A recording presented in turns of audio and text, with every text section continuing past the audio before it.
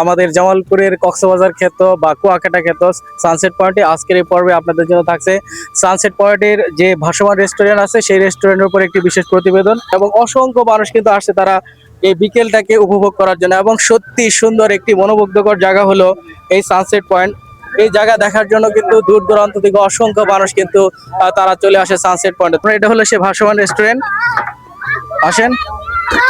ওয়াস অসাধারণ, মানে অসংখ্য মানুষ এসেছে এবং দেখেন পুরা যে এই যে ঘরটি এখন কিন্তু পানির উপর ভেসে আছে, এই জন্য এটার নাম হয়েছে ভাসমান রেস্টুরেন্ট। কি পরিমাণ সুন্দর হয়েছে সানসেট পয়েন্টে, এই যে আসলেই পানির উপরে ভেসে ভেসে আসলে খাওয়া দাওয়া করা এবং দেখা আসলে অসাধারণ এক দৃশ্য। এটা হলো সবচেয়ে সুন্দর আকর্ষণীয় জায়গা হলো এই সানসেট পয়েন্টের যে ভাসমান রেস্টুরেন্ট আছে, এখানে বসে কিন্তু অনেকে ছবি তুলতে পারে এবং জায়গাটা সত্যি অসাধারণ এবং মনোমুগ্ধকর।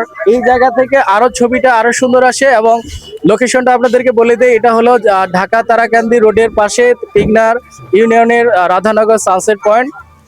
ঘুরতে আসে, ঘোরার জন্য শ্রেষ্ঠ জায়গা আমাদের এই সানসেট পয়েন্ট এবং ফ্যামিলি নিয়ে বিকেল সময়টাকে কাটানোর জন্য একটি অসাধারণ জায়গা হলো Pigna sunset point. Sunset point থেকে আপনাদেরকে পানির যে উপর থেকে আপনাদের যে দৃশ্যটা দেখানো হচ্ছে সত্যি কিন্তু অসাধারণ এবং দেখার মতো মনোমুগ্ধকর একটি জায়গা হলো পিগনা রাধানগর সানসেট পয়েন্ট এবং এটি একটি ভাসমান রেস্টুরেন্ট। আর ভাসমান রেস্টুরেন্টে আমরা কিন্তু প্রায়ই আসতাম, কিন্তু আজকের আশাটা একটু ভিন্ন রকমের।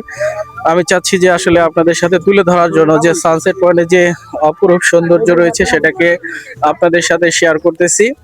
আপনারা কেন আসবেন, আর এখানকার খাবারের মান অনেক ভালো, এই শেফেরাও আছে।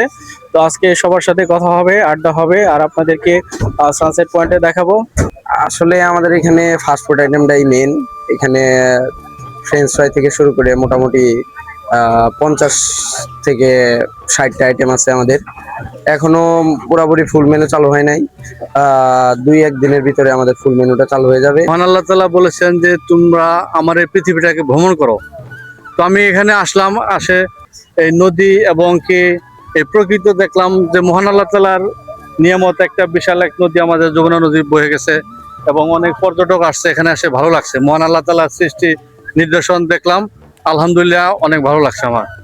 অনুভূতি বলতে আজকে অসাধারণ একটা দৃশ্য, আমার কাছে খুব অনুভূতি ভালো লাগছে। আপনারা সবাই সানসেট পয়েন্টে চলে আসবেন, এই নতুন রেস্টুরেন্ট ভাসমান রেস্টুরেন্ট সবাই হচ্ছে আজ অসাধারণ অদৃশ্য, আমার খুব ভালো লেগেছে। আপনারা সবাই চলে আসেন। একজন মুরব্বীর সাথে কথা বলবো যিনি আসলে এই যে আমরা যে জায়গাটা দাঁড়িয়ে আছি ওটাই ওনার বাড়ি ছিল, উনি ওনার সাধ্য মতে।